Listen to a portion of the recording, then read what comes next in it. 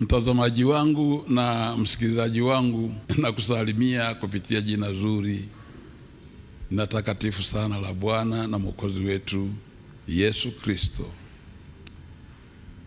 Nimeona kwa kuwa tunazifikia siku zetu nzuri za Christmas na mwaka mpya, nichukue nafasi hii kukutakia heri na baraka na sherehe njema ya kusherehekea sikukuu ya Christmas, yani kuzaliwa kwake Yesu katika ulimwengu huu, lakini pia kujiandaa kwa ajili ya kuupokea mwaka mpya wa 2026.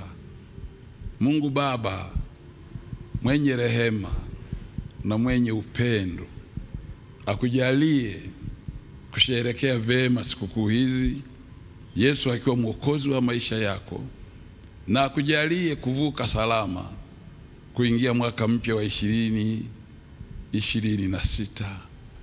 Wakati wengine wanakata tamaa na kujaa hofu, wewe Mungu akufunike kama alivyomfunika Mariamu.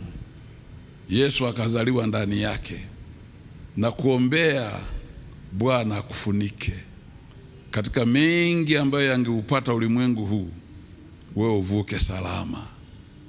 Tutakie kila laheri wewe na familia yako na ndugu zako, katika jina la Yesu Kristo aliye Bwana na Mwokozi wa maisha yetu.